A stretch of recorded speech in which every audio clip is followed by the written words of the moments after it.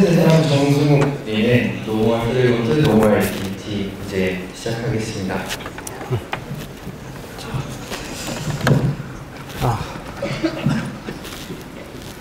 네, 안녕하세요. 예, 설명해 주신 것처럼 노멀 프래그먼트 노멀 액티비티이고요. 주제는 정확하게는 싱글 액티비티 어플리케이션입니다. 발표를 시작하기 전에 본론에 들어가기 전에 제 소개를 잠깐 해드릴게요. 제 이름은 정승욱이고요.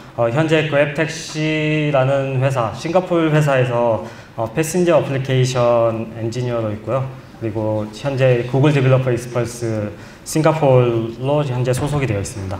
네, 제 블로그와 페이스북은 저렇게 되어 있고요. 들어오시면은 가끔씩 제가 재미난 얘기들도 좀 하고 그러니까 친구 추가도 가급적이면 다 받아들이고 블로그 구경도 좀 해보시면 좋을 것 같습니다.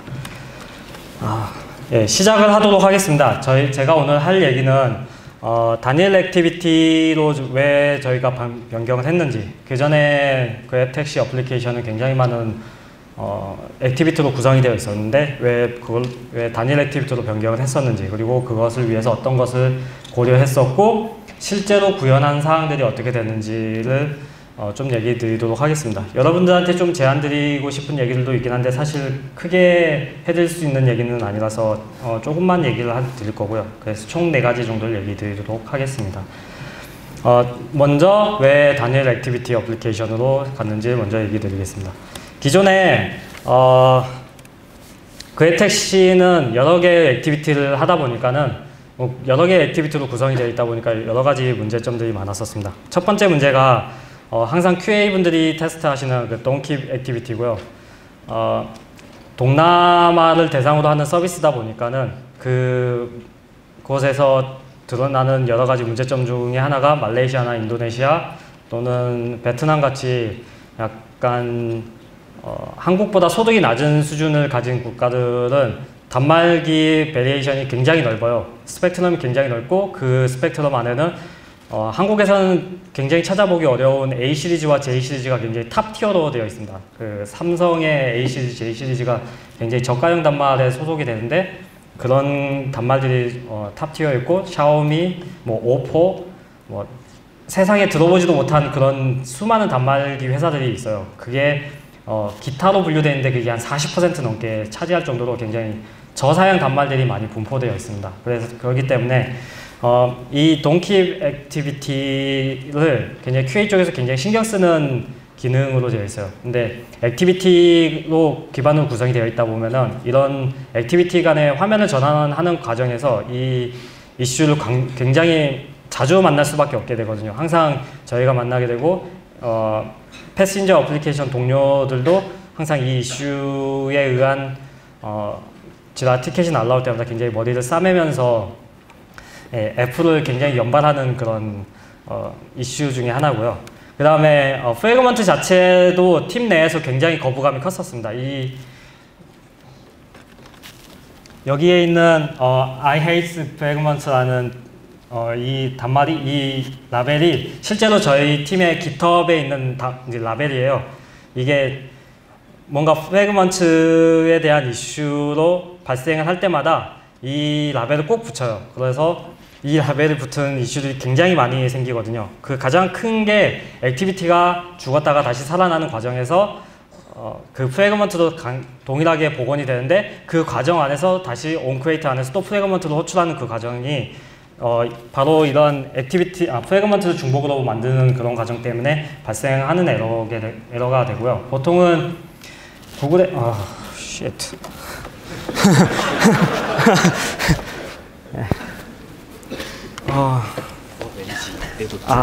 예.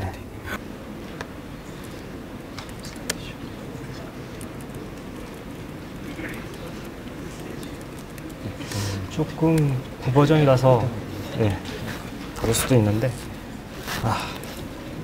네, 죄송합니다. 제가 슬라이드를 보려면 이쪽을 봐야겠군요. 네. 프래그먼트 자체에 대한 이슈가 계속해서 나오다 보니까 팀에서 프래그먼트에 대한 거부감도 굉장히 컸습니다. 그래서 프래그먼트도 쓰지 말자라는 이야기가 최종적으로 결론이 지어졌고요. 그래서 프래그먼트를 최소한으로 현재 사용을 하고 있습니다. 과거에 레거시 코드들 일부를 다 마이그레이션을 못한 부분이 있어서 아직 남아있긴 하지만 기본적인 코어 동작들은 다 이제 프래그먼트와 액티비티를 거의 호출하지 않는 형태로 진행을 하고 있어요. 그리고 어플리케이션 자체가 맵 베이스로 돌아가고 있습니다. 맵이 굉장히 사용자들에게도 많이 노출이 되는 화면이다 보니까 맵이 항상 백그라운드에 떠 있어야 되는 게 있는데, 이 맵을 액티비티를 호출할 때마다 계속해서 생성하게 되면은 이 맵이 잡아먹는 리소스가 굉장히 크게 됩니다. 맵 자체에 대한 그 드로우 액션이라든지 이제 오픈GL이라든지 그런 서페이스 뷰 같은 데 접근해서 화면을 그리는 구성 자체가 굉장히 리소스를 많이 잡아먹기 때문에 이 리소스를 최소화시키려고 저희는 이제 이 맵도 단일로 접근할 수 있는 방법을 사용하자라고 해서 싱글 액티비티로 가게 됐고요. 확장성에 대한 문제가 이제 기존 액티비티에서도 많이 나타나기 시작을 했어요. 저희 앱 같은 경우는 이제 기본적인 택시 앱이긴 하지만은 페이먼트도 있고 배달도 있고 그리고 음식 배송이라든지 결제, 멤버십 굉장히 어플리케이션 안에 들어가 있는 기능들이 굉장히 많아요. 전형적인 중국형 어플리케이션 같은 느낌으로 생각을 하시면 되는데, 어플리케이션 하나에 모든 기능들이 다 들어있기 때문에 액티비티 베이스로 하게 되면은 이 액티비티 간에 특히 데이터를 주고받는 경우가 있는 경우, 특히 온 액티비티 리절트 같은 액션 처리들이 굉장히 복잡하게 핑퐁을 치게 되면은 이걸 조금이라도 건들게 되면은 사이드 이펙트가 엄청나게 발생을 해요. 결제에 필요한 데이터가 전달되지 않는다든지 포모 코드라든지 리워드 정책에 데이터에 저대로 전달이 안 되는 그런 경우가 발생할 수 있기 때문에 그런 부분들도 저희 쪽에서 감당할 수 있는 그 범위를 넘어서게 됐었습니다. 그래서 워낙 기능들도 많기 때문에 그런 기능들을 한 엔지니어가 전부 다 커버할 수 없어서 수정하는 것 자체에 대해서 굉장히 부담감이 컸었습니다. 그리고 마지막으로 팀원이 30명 정도가 돼요. 현재 패신저 어플리케이션만 개발하는 이제 엔지니어가 30명 정도 되고, 그 30명이 계속해서 한두 명씩 계속 조인을 하고 있어요. 매달 조인을 하고 있는데, 제가 처음에 조인했을 때도 나타났던 문제점이 모든 액티비티라든지 모든 화면들을 단일한 코드 베이스로 작성이 안 되어 있다 보니까 이것들을 다 트래킹하는 게 굉장히 어려웠어요. 제가 이 코드를 다 익숙해지는데 3달 정도가 걸렸는데, 저도 3달이라는 거는 다른 사람들도 3달이 걸릴 수 있고, 물론 더 빠를 수도 있지만은 평균적으로 3달일 거라고 생각이 들어요. 그런 것들을 감안하게 되면은 이런 액티비티 구성이 굉장히 어플리케이션을 복잡도를 굉장히 높여주고, 확장 기능을 더 추가했을 때 그런 화면을 추가한다든지 그럴 때마다 또 액티비티가 추가가 되는 그런 문제점들이 저희 팀에서 계속해서 문제점으로 나왔습니다. 그래서 여러 가지를 고려를 하게 됐었는데, 기본적인 아키텍처는 작년 7월쯤부터 이미 픽스드 된 상태였었습니다. 제가 조인하기 이미 이전부터 픽스드 된 상태였고, 그거 관련돼서 구현을 해나가는 과정이 이제 제가 조인한 시점부터서 그 구현이 들어간 상황이었어요. 그래서 그 구현하는 과정에서 이제 여러 가지 이야기들이 나눠지는 것들을 저는 같이 볼 수가 있었는데 되게 운이 좋았던 케이스였습니다. 제일 먼저 고려했던 사항이 스테이트 머신과 뷰를 업데이트하는 그런 형태의 아키텍처를 저희가 제일 먼저 생각을 했었습니다. 뷰를 갱신을 하기 위한 이제 코어 머신이라고 할 수 있는 스테이트 머신을 두고, 그러면 스테이트는 어떤 것이 될지, 어떤 것을 기준으로 스테이트를 할지를 저희가 얘기를 나누고, 그 다음에 업데이터는 뷰와 완전히 독립적으로 구현이 될 수 있었으면 좋겠다라는 것을 베이스로 얘기를 했습니다. UI 변경에 대한 자유도도 필요했었는데요. 현재 지금 저희 앱이 V5를 준비를 하고 있어요. 전체적인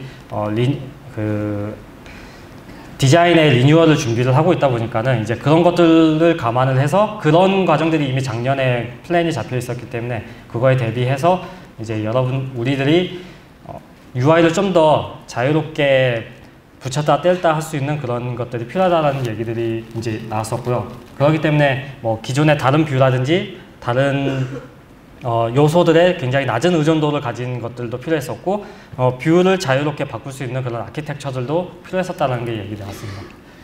맵에 대한 단일화 접근도 얘기가 되었었는데, 이제 여러 가지 컴포넌트들이 맵에 접근을 하기 위해서는 맵에 쉽게 접근할 수 있는 컴포넌트들이 필요했었습니다.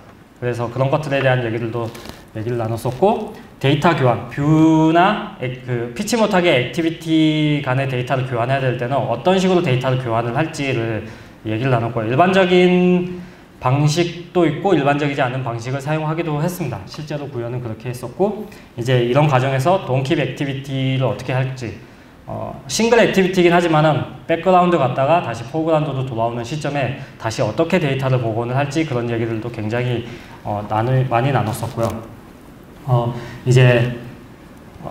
그리고 이제 마지막으로 이제 테스트업을 한 그런 코드를 만들 수 있어야 되고, 빌드 속도도 계산해야 돼야 되고, 그 다음에 모듈라이제이션이 충분히 지원이 돼야 된다는 것을 저희 모두가 공감을 했어요.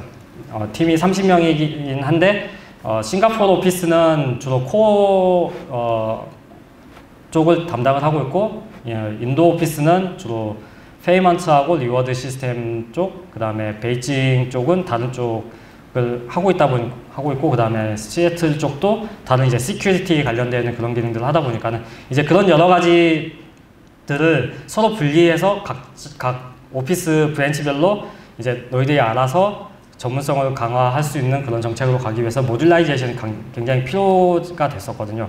그래서 그런 것들도 우리들이 좀 준비를 해야 된다라는 얘기들이 많이 오고 갔었습니다. 그래서 실제로 구현한 것들은 스테이트 머신과 뷰 업데이터는 기본적으로 굉장히 구형이네요. 30초만 더 주시겠어요? 아무래도 신버전이 필요할 것 같네요. 9버전은 제가 30초만 좀 시간을 주세요.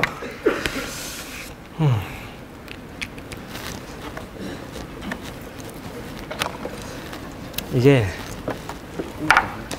슬라이드가 더 추가가 됐는데 네. 그게 갱신이 안 됐어요. 그래서 네. 이게 피치 못하게 지금 필요해요.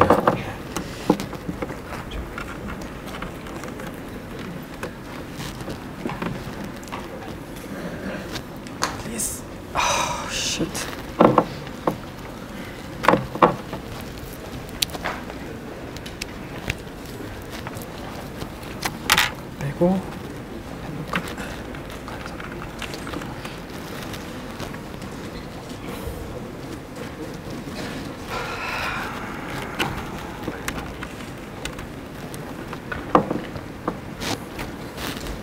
안 돼.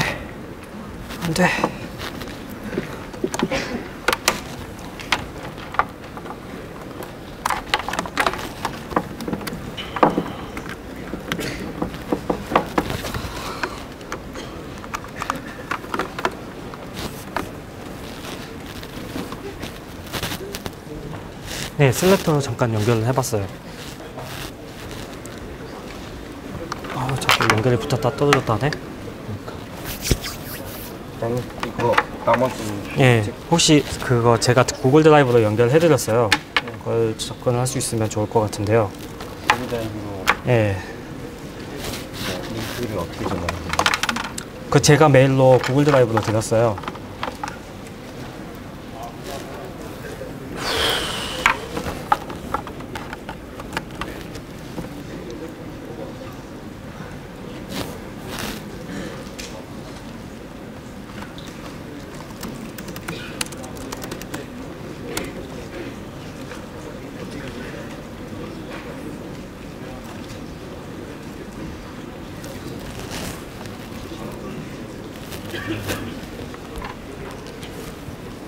혹시 슬랙 접근하실 수 있어요? 네, 있습니다.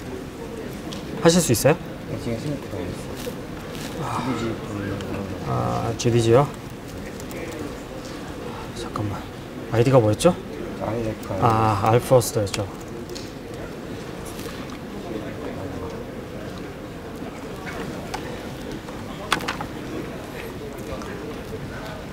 네, 그걸로 그냥 바로 거기서 슬라이드 프레젠테이션 보기 되거든요. 프레젠테이션 보기. 그냥 그걸로 바로 볼게요.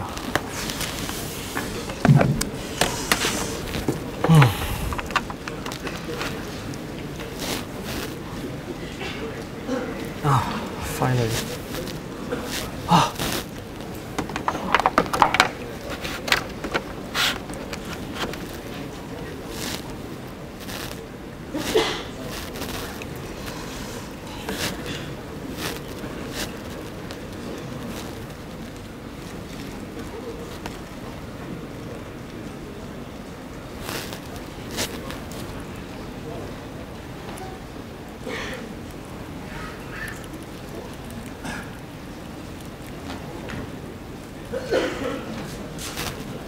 네, 이어서 계속 하도록 하겠습니다. 그래서 스테이트 머신과 뷰 업데이터라는 것을 만들게 됐고요. 상태는 가장 크게 이제 저희들의 라이드라는 개념을 저희가 두고 라이드 스테이터스로 뒀습니다. 그래서 업데이트에 대한 정보는 뭐 resume, pause, 그다음에 start, create, cancel, confirm 이런 식으로 좀 나눴고요. 이제 각 스테이트와 각 단계별로 업데이터에서 어떻게 데이터가 들어오냐에 따라서 서로 다른 동작을 하도록 구성을 하였습니다. 그리고 뷰 베이스 스크린으로 다 구성을 했기 때문에 가급적이면은 커스텀 뷰나 인플레이트 기능을 이용을 해서 구성을 하도록 하였습니다. 그리고 라이프 사이클은 뷰의 크리에이트와 그다음에 뷰가 디스트로이 되는 두 가지 이벤트만 받아서 처리하도록 했고요. 그 다음에 뷰 자체가 가지고 있는 리스토어와 세이브 기능을 이용을 하기도 했고, 그 외에 이제 좀 다른 엔지니어링 스킬을 이용을 해서 이제 리스토어와 세이브 기능을 사용하기도 했습니다. 뷰 업데이터 같은 경우는 이제 뷰 자체가 아니라 그냥 뷰의 데이터, 이제 뷰의 화면을 갱신하기 위한 데이터를 만들어주는 구성이었고요. 그랬기 때문에 뷰와 독립적으로 구성할 수 있었고, 뷰에 필요한 데이터를 브로드캐스팅 하는 형태로 해서 스테이트 머신에 전달을 하면은 스테이트 머신이 다시 그거를 뷰에 전달을 해줘서 구성을 하는 형태로 하였습니다. 그래서 뷰는 사실상 거의 코드가 거의 없어요. 뷰는 거의 제 기억에는 r.layout.something 뭐 그렇게만 구성이 되어 있는 게 유일한 뷰였고, 거의 모든 기능들은 다 뷰 모델 단에서 구성이 되는 형태로 코드를 구현했습니다. 물론 데이터 바인딩이 있었기 때문에 가능한 구현이었어요. 데이터 바인딩은 저희는 좀 많이 거의 디펜던시를 100%로 거의 구성을 하고 있어서, 그렇기 때문에 데이터 바인딩에 굉장히 깊게 많이 사용을 하고 있고요. 그 외에도 이제 라우터와 노드라는 개념을 뒀습니다. 현재 패신저 어플리케이션 두 가지의 아키텍처가 같이 있어요. 그래서 첫 번째 말씀드린 거는 작년 7월에 구성이 된 거고, 현재 라우터와 노드는 현재 아키텍처는 픽스가 됐고 현재 임플리멘테이션이 되고 있는 기능 중에 하나고요. 이제 라우터와 노드 개념으로 해서 UX 기반으로 어떤 액션이 들어오게 되면 라우팅 테이블을 통해서 그 다음 뭐 차일드 노드로 전달한 형태로 해서 라우터와 노드를 했고, 그 노드에는 상태에 대한 저장 복원이 기능이 있고, 그 다음에 화면은 당연히 노드 단위로 구현을 하도록 했습니다. 이거 좀 더 상세 구현은 뒤쪽에 가서 얘기를 드리도록 할게요. 맵에 대한 접근성은 맵을 단일한 컨트롤러로 접근을 하기는 하는데, 이제 여러 가지 맵 피처들이 있습니다. 마커에 대한 기능이라든지 아니면 맵 카메라를 제어하는 그런 기능들을 일일이 그 논리적인 레이어라는 개념으로 빼서 그 레이어 단위별로 맵 컨트롤러에 접근할 수 있도록 구현을 했고요. 뷰와는 완전히 독립적으로 구현을 동작을 하도록 마찬가지로 구성을 하였습니다. 그 외에도 이제 싱글 액티비티다 보니까는 기존에 다 여러 가지 액티비티를 사용하는 데 있었던 백키 액션이라든지 아니면 액티비티 통신, 피치 못하게 액티비티와 통신을 해야 되는 경우들이 있어요. 다른 이제 코어 딴들은 이제 코어 아키텍처로 구성이 되어 있지만은 이제 다른 오피스에서 만든 구현된 것들은 그쪽 오피스에서 팔로우업이 제대로 안 되는 경우에는 피치 못하게 레거시 코드들이 계속해서 붙어 있는 경우들도 있거든요. 이제 그런 경우들을 위한 이제 액티비티 통신 방법들도 구현을 따로 했고요. 그 다음에 데이터에 대한 그 저장과 복원, 그 다음에 딥링크라고 이제 외부에서 URL 타고 들어왔을 때 그걸 어떻게 처리할지에 대한 것들도 다 구성을 했고, 뷰와 액티비티 라이프 사이클을 대응을 하기 위해서 이제 RX 자바를 이용했고, RX 라이프 사이클은 저희가 이용을 하지 않고 저희가 따로 RX 라이프 사이클 내부용으로 구성을 해서 사용을 하고 있습니다. 실제로 구현한 것들 좀 얘기를 드려보도록 할게요. 먼저 말한 이제 스테이트 머신에 대한 부분들은 그 스테이트 머신이라는 그 코어 쪽을 따로 만들었고요. 그 코어에 맞춰서 이제 뷰를 어태치할 수 있는 것, 그리고 그 뷰를 제어해주는 업데이터들이 따로 있었습니다. 그것들 기반으로 구현을 하고, 라우터와 노드는 딥링크나 이제 백키 액션, 그 다음에 리스토어와 세이브 인스턴스를 구현할 수 있는 각각의 인터페이스들을 다 따로 구현을 하였고요. 그리고 맵은 레이어링 처리, 그 다음에 이제 액티비티 리절트 매니저라는 걸 따로 만들어서 뷰 레벨에서도 액티비티의 데이터에 접근할 수 있는 별도의 아키텍처를 만들었습니다. 실제로 구현한 것들 좀 얘기 드리면은, 외부에서 스테이트 머신의 동작을 트리거링을 하는 것을 따로 만들었고요. 거기에 상태 정보와 이제 데이터를 어떻게 실제 데이터를 전달하는 형태로 했습니다. 그래서 우리가 흔히 볼 수 있는 리덕스의 모델하고 굉장히 유사하게 되어 있고요. 전달받은 데이터와 상태를 기준으로 해서 뷰가 정의가 되고, 그 다음에 그걸 통해서 다시 업데이터가 데이터를 다시 조합을 해서 실제로 뷰를 갱신해 주도록 했습니다. 실제로 구현은 이런 형태로 되어 있고요. 좀 뒤쪽에서 보시나요? 스테이트 머신 같은 경우는 최초의 트리거에 의해서 동작이 트리거가 되면 업데이터로 전달을 합니다. 그러면 업데이터가 어떠한 뷰를 해야 될지를 이제 정해서 다시 스테이트 머신에 전달해주고, 스테이트 머신이 실제로 그 업데이터에 맞는 동작을 수행하도록 하게 합니다. 그래서 그 업데이터가 뭐 필요한 데이터를 서버나 아니면 내부 저장소에 접근해서 가져온 다음에 뷰에다가 전달을 하면은, 뷰는 이걸 그냥 포워딩만 합니다. 왜냐하면 저희가 데이터 바인딩을 사용하기 때문에 뷰에서 실제로 데이터를 처리할 필요는 없어요. 그래서 뷰에서 다시 뷰 모델로 바로 던지고, 뷰 모델에서 그 이제 화면에 맞는 동작을 새로 구성을 하도록 하고 있습니다. 그래서 그런 형태로 하고 있고, 뷰 모델에서는 바로 사용자 인터랙션에 따른 갱신 요청을 인터랙터로 접근을 해서 동작을 하도록 하고 있습니다. 조금 예시로 얘기를 드리면은, 네, 픽업을 예시로 들게요. 이제 부킹이 완료가 되고 나면은 이제 그거와 관련해서 픽업 액션이 실제로 들어가게 되는데, 이 픽업 액션은 이제 패신저 입장에서 픽업을 기다리는 입장이죠. 픽업을 기다리게 되면은 스테이트 머신 쪽에서는 이제 이 전 단계에서 이미 여러 가지 동작들이 다 끝났고, 업데이터에서 나는 이제 픽업을 기다리는 상태 요청이라고 해요. 그러면 이제 뭐 드라이버 쪽에서 이제 픽업을 가고 있다, 아니면은 거의 도착했다, 이런 상태 정보들을 서버에다가 갱신을 하게 되는데, 그럴 때마다 업데이터가 주기적으로 픽업 상태를 서버에 요청을 하게 됩니다. 픽업 상태를 요청해서 그것을 스테이트 머신에 던지게 되면, 스테이트 머신이 다시 화면을 갱신하기 위한 별도의 컴포넌트에 접근을 해서 뷰에 던지게 되고요. 뷰는 다시 제가 앞서 말했듯이 뷰 모델을 바로 포워딩을 해서 뷰 모델이 거기에 화면에 맞는 데이터로 다시 가공을 합니다. 그래서 그거를 다시 데이터 바인딩을 이용을 해서 뷰에 갱신을 하게 되고요. 만약에 그 과정에서 취소를 하게 된다 라고 하면은 이제 뷰 모델이 당연히 이벤트를 받아서 그 예약 취소라는 상태와 현재 라이드 인포메이션을 같이 업데이터에 전달을 하게 됩니다. 업데이터에 전달하게 되면 업데이터가 다시 그 뒤에 동작을 하게 되는데요.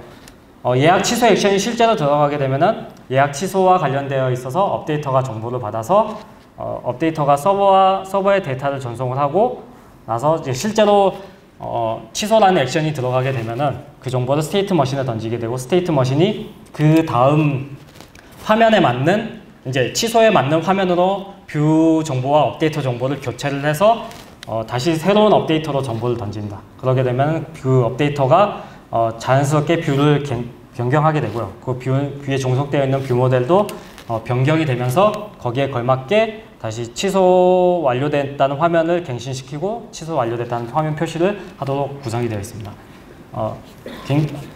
여러분들이 리덕스라는 모델을 보게 되면, 리덕스라는 모델에서 저희가 굉장히 많이 영감을 받고 거기에 적용한 모델이기 때문에 굉장히 리덕스 모델에 가깝다고 보시면 되고요. 라우터와 노드는 이거는 좀 다른 데서 영감을 받았어요.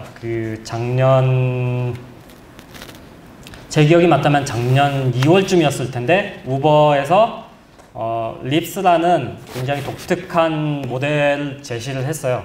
그 모델을 제시했고 그 모델이 거의 저희가 쓰고 있는 그 모델에서 영감을 받고 저희들이 자체적으로 만든 아키텍처고요.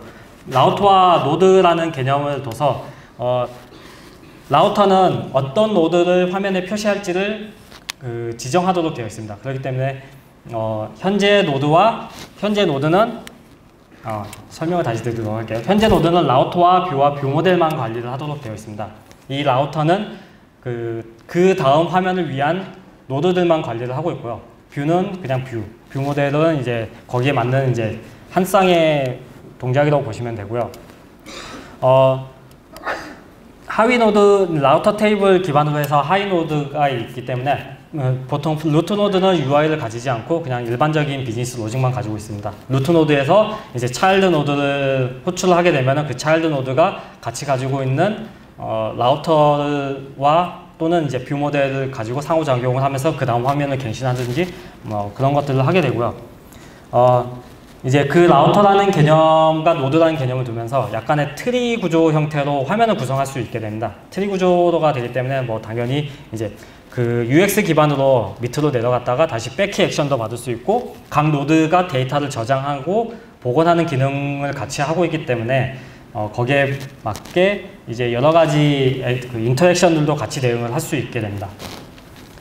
간단히 다이어그램으로 보게 되면 루트 노드가 이제 루트 라우터를 가지고 있고요. 루트 라우터는 차일드 노드 2개를 가지고 있고 차일드 노드는 또 현재 가지고 있는 라우터를 통해서 노드를 가지고 있게 됩니다. 각각의 노드들이 다 화면을 구성을 하는 건데 어떤 액션이 들어오냐에 따라서 다음 액션에 필요한 노드를 호출하게 되고 그 노드가 화면을 구성해주면서 계속해서 뷰를 갱신해주는 형태로 구성이 되고 있습니다.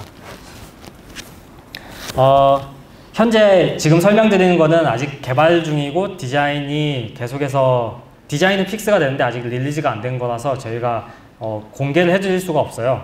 저도 회사 밥을 먹는 사람이기 때문에 이제 아직 엠바고는 제가 지켜야 돼서 그래서 비슷한 형태로 우버와 리프트가 있는데 리프트를 가지고 왔습니다. 리프트 같은 경우는 리프트도 굉장히 저희 앱의 디자인이 이제 기존의 다른 라이드 어플리케이션의 영향을 좀 많이 받다 보니까는 자연스럽게 이제 리프트나 우버의 영향도 같이 받게 됐고요. 굉장히 유사한 형태로 구성이 되어 있어요. 저희가 앞으로 지금 현재 만들고 있는 것과 유사하게 되어 있고 화면이 처음에 되게 되면은 이제 이게 처음에 픽업 포인트를 정하는 그런 노드가 됩니다. 픽업 포인트를 정하는 노드가 이걸 있고 이 전체가 픽업 노드가 되게 되고 이걸 클릭하게 되면은 그 다음 라우터를 호출하게 되면서 그 다음 라우터가 이제 드랍 포인트와 관련되어 있는 여러 가지 이제 화면들을 표시하게 됩니다. 그래서 각각의 인터랙션을 하게 되면은 각각이 막 라우터를 호출하게 되고요. 라우터가 이제 뭐 택시 타입과 결제 노드와 예약 노드를 이제 호출을 하게 됩니다. 그래서 택시 타입 노드를 호출하게 되면 여기서 리프트 이게 택시 타입인데 택시 타입을 클릭하게 되면은 이런 화면으로 변경이 되고요. 결제 버튼을 누르게 되면은 이제 결제와 관련되어 있는 페이먼트 화면이 노출이 되게 되고 예약이 노드가 되게 되면은 여기에서 set destination을 설정을 하게 되면 예약 노드로 가게 되어 있습니다. 그래서 예약 노드 같은 경우는 이런 식으로 화면이 이제 너가 뭘 선택을 했고 요금이 얼마고 이런 것들이 구성이 되면서 실제로 예약을 할 거냐라고 묻는 이제 이런 형태로 해서 클릭을 하게 되면은 그 다음에 이제 액션에 맞는 이제 노드를 호출하도록 되어 있죠. 이제 이런 형태로 저희 어플리케이션도 구성이 되어 있고요. 이런 노드로 구성을 하게 되면은 UX 기반으로 개발이 가능하게 됩니다. UX 기반으로 화면들이 구성이 되기 때문에 UX가 어떻게 되냐에 따라서 그 노드를 그냥 이리저리 옮겼다 붙였다 하면 형태로 해서 구성이 가능하게 됩니다. UI 변경 시에는 그냥 각 해당에 맞는 이제 노드만 변경해주는 코드가 가능하게 되고요. 각각이 이제 그런 형태가 된다는 건 독립적으로 구성이 되기 때문에 수정이라든지 변경이라든지 뭐 어떠한 특정 액션에도 거의 영향도가 적은 그런 코드가 될 수 있다는 걸 의미하게 되죠. 우리 현재 노드는 자식 노드만 알 수 있도록 저희가 구성을 했습니다. 그 이유는 이제 불필요하게 상위 노드를 알게 되면은 이제 그 과정에서 오히려 약간 트위키 해킹 코드라고 저희가 얘기하는데 이제 그런 코드들이 나오게 되면 기존의 아키텍처가 무너질 수 있기 때문에 그 아키텍처를 최대한 유지를 하기 위해서 페어런스 노드는 볼 수 없고 대신에 인터페이스를 별도로 해서 인터랙팅을 담당하는 그런 인터페이스를 통해서만 접근하도록 저희가 제한을 두고 있습니다. 레이어링 맵 같은 경우는 이제 맵 단일 컴포넌트가 있고 이제 논리적으로 레이어가 있어서 그 레이어를 계속해서 어태치하는 형태로 앱을 구성을 할 수가 있습니다. 그래서 마커라든지 카메라 관련되어 있는 리스너, 그 다음에 뭐 디밍, 그 다음에 또 뭐가 있지? 여러 가지 이제 맵에 관련되어 있는 피처들에 접근할 수 있는 그런 것들을 각각을 하나하나의 레이어로 변경을 하고 그 레이어를 조합을 해서 각 노드들에 어태치할 수 있는 그런 형태로 구성을 했고요. 지금 화면으로 보게 되면은 맵이 있고 맵이 이제 각 레이어를 등록을 해서 이제 접근하는 형태로 되어 있는데 실제로 구형 코드를 보게 되면은 이제 저희 쪽에서는 이제 픽업 포인트, 드랍 오프, 드라이버 위치 또는 맵 카메라 이런 형태들을 각각의 레이어로 해서 뭐 어떤 화면에서는 드라이버 위치가 필요하지 드라이버 위치가 화면에 표시돼야 되지만 어떤 화면에서는 드라이버 위치가 표시가 필요 없습니다. 그런 경우에 이제 자연스럽게 드라이버 위치가 필요 없으면 이 레이어만 빼서 다시 조합을 해서 구성을 하는 형태로 되어 있습니다. 액티비티 리절트 같은 경우는 저희가 별도로 리절트 매니저라는 걸 만들었고 이제 RX는 아니고 그냥 일반 리스너를 이용을 해서 리스너 같은 형태로 해서 저희가 등록을 했고 따로 이제 메인 액티비티에서 콜백 같은 것들을 자연스럽게 처리할 수 있게 별도로 이제 여러 가지 호출자들을 만들었고요. 거기에서 외부 액티비티가 전달하게 되면은 그게 바로 온 액티비티 리절트에서 처리를 하는 게 아니고 이제 리절트 매니저에서 캐싱을 해놨다가 화면이 갱신이 화면이 실제로 리즈움 액션이 들어가게 되면은 그때 복원해서 콜백을 호출하도록 되어 있습니다. 이제 그런 과정에서 구성을 하게 해서 최대한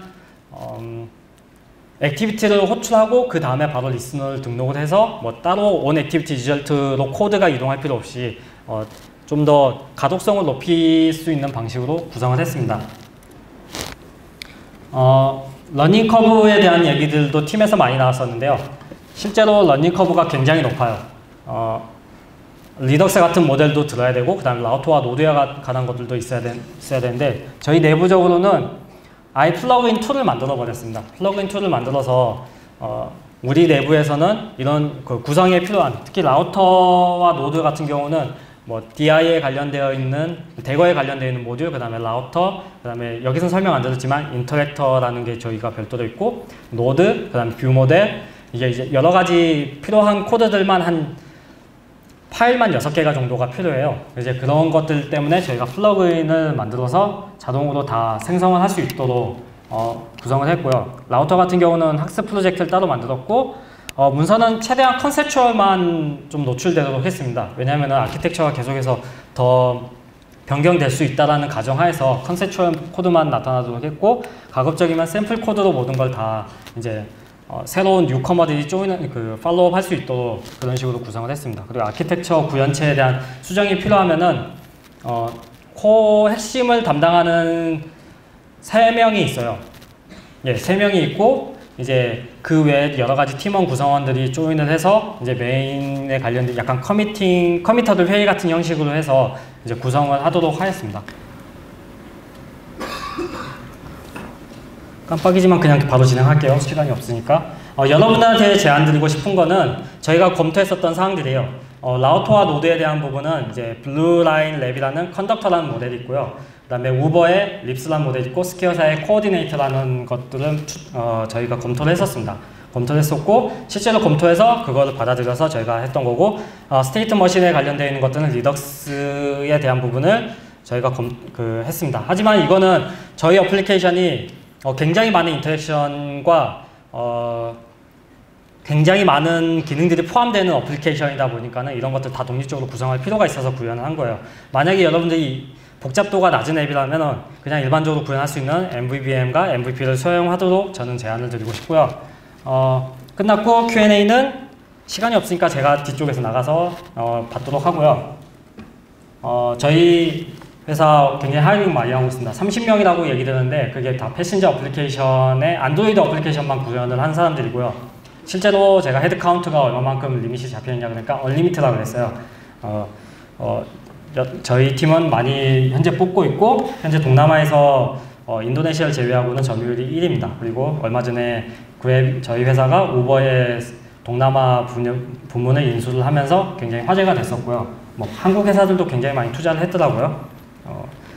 그런 부분들도 있고 예, 실리콘밸리 지향형 서비스 문화를 가지고 있는 회사라서 여러분들이 굉장히 많은 재미를 느낄 수 있는 회사라고 생각을 합니다.